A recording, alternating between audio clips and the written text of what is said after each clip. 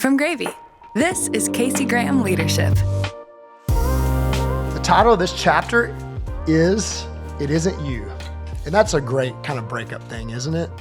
So there's people in the room, I keep saying that, and they're smiling and laughing at me because we've all been told it isn't you, it's me. And that's all BS. It's really just all jacked up. And so that's the intro to chapter 0.2, and it's an apology to everyone who hates me. And there's a lot of people that truly hate me, and there's a lot of people that don't like me. And there's good reason for that. I've been a selfish asshole. Can I say asshole? Okay. I've been a selfish asshole, and I have been greedy in some negotiations in my life that I regret.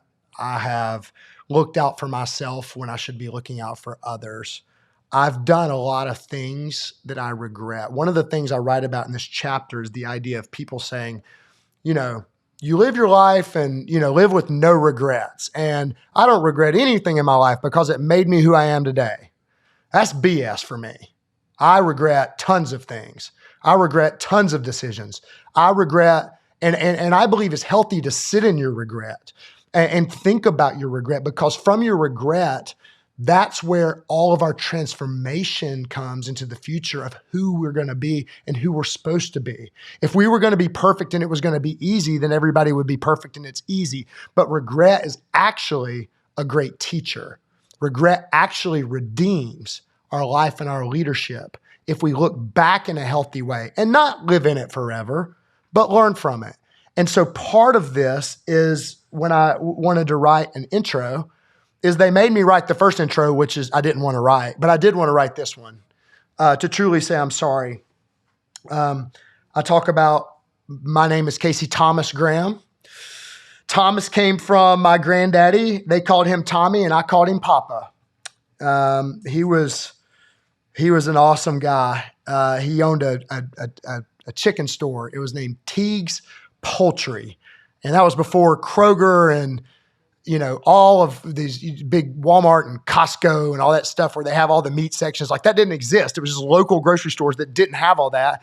And so you went to the butcher to get the beef, and you went to the chicken store to get the chicken. And my granddad owned that. And my mom worked there in summers, and me and my brother used to literally beat each other up. I started staying at home by myself when I was 5 years old, and my brother was 8.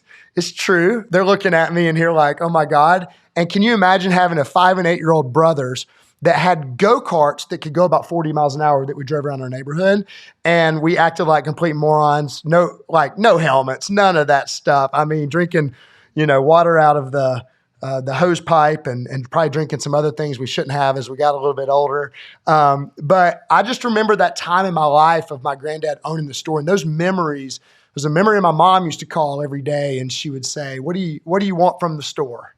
What do you want from the store? And every day, it would change up sometimes, but just about every day, I would get a pickle and a Dr. Pepper. I get a pickle and a Dr. Pepper, and I can still remember the taste. Like, it was just special, and it tasted different then. It was in the bottle.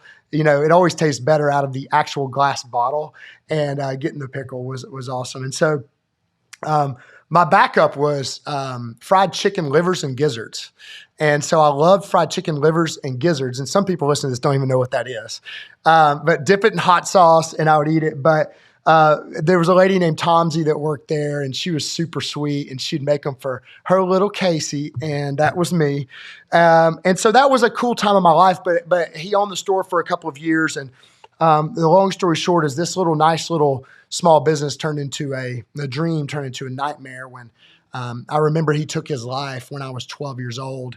And he took his life. He shot himself in the chest in the front yard. And I remember I was at my friend's house named Brad, and I got called home. And I remember the emotion of that. And I remember then getting the letters back. He left suicide letters. So it was very planned out. I remember my dad getting the gun back, and there were still 5 bullets in it. There was 1 gone.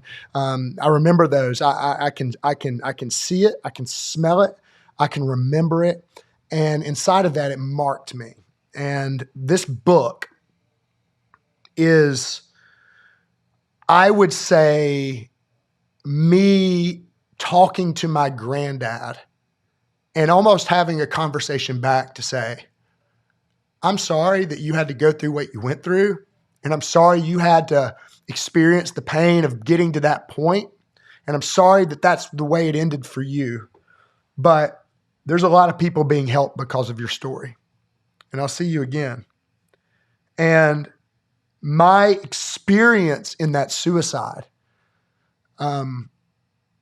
at 12 years old, I just remember not understanding it all, but I did understand this.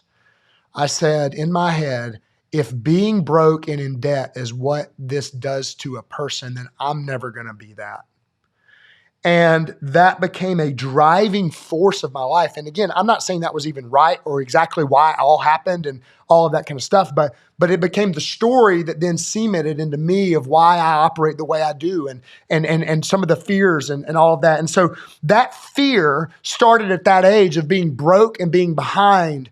And that fear is what drove me from the time I was 14 to own a business where I cut grass and went inside and I started investing in the stock market at 14 years old. When I was 16 years old, I had a grass cutting and a car wash business. I always had money and always had resources because at that time I didn't connect it, but I was scared. I was scared that I would end up that way. I was scared. And so the fear that happened in my life early that marked me is what drove me. And what I write about in the book is that things drive us that we don't know drive us. That moments, they mark us and make us in our lives at certain points. And we spend the rest of our lives not even really taking time to look back. That's why I talk about looking back at your past and looking back and digging backwards. It uncovers a lot for your future. And so that's what part of this book starts in talking about that. And so you would think my story would be different and that I would turn the corner and all that, but I ran for 36 years. I ran hard, I ran fast in growing businesses. And maybe for you, you're sitting here going, well, what does this have to do with me? Well, you're either running from something or to something. You're either running from something or to something. And we oftentimes don't take the time to understand what's the true answer to that. I wrote that I was sitting in Starbucks with my best friend, Richard, and I was confessing thoughts just like my papa had those years before. You see, somebody once told me that you may have Jesus in your heart, but you've got your granddaddy in your bones. And they told me that as a passing comment, but when I heard it, it scared the life out of me because of all of the pain and all of the sorrow of the 12-year-old that experienced what I experienced from my papa. You wouldn't think at 36 years old I would be the person looking across at my friend Richard Chancey, who since died, which is crazy. Richard is just a name in the book for you if you read the book. But for me, he was the first person that I'd shared that with specifically, and for him to look back. And I wrote these words, and this is what he said. He said, "You're safe. I love you. You are safe. I love you." And I may fail as a leader. I may not be the best CEO. I may not accomplish all the things I set out to accomplish in my life. I may not end up on magazines and lists and figuring out all that kind of stuff. But I measure my life by being the person that somebody can say that to, because that's what true success is. And so inside of this book is the raw emotion and the story, because you have a story. You've got a story of what you're running from. You got a story of what is driving you. And oftentimes we just don't stop. And so if during that time period of running really fast and being afraid of being broke and being scared, I hurt you, I angered you, I offended you, I did something wrong to you, I made a bad decision that cost you, I truly am sorry. And this isn't a blanket like apology and I think everything's going to be okay because of that. It's a true invitation. I'm willing to sit down with anybody and look face to face and take ownership for all of that drove me, that created so much negative outcome in my life. And so you would say, Casey, this sounds like a miserable business book. Like, what is all this emotion and all this stuff? Is that I truly believe what we are missing in business is humanity. And I believe that humanity is what we all are. The businesses will come and go. We are humans with souls, with hearts, with emotions, with thoughts, with feelings. And that's the way it is. And so I started a company called Gravy Solutions, and I talk about this. And the book essentially is me explaining that gravy was my chance to redeem myself after everything had gone to crap. And after all of the stories I've told you of being at 36 and not knowing why I exist and all this stuff. And so as you journey through this, I want to let you know that gravy is imperfect. We mess up a lot. We were just talking, I was just in a meeting where there's a bunch of crap screwed up and it was my fault and all of this. And I want you to know that we're not saying be like gravy. That's not the point. But what we are saying is that in the midst of everything we build, we have an intention. And the reason why we do everything we do is driven by something. And that not uncovering that, you can literally grow older, but not get better. Let me say that again. You can literally grow older and never become better. This book is to make you better at understanding, why do you wake up and go to your career? Why do you wake up and run the business? Why do you do what you do? And when we stop inside of that and we understand that we have something called an intention.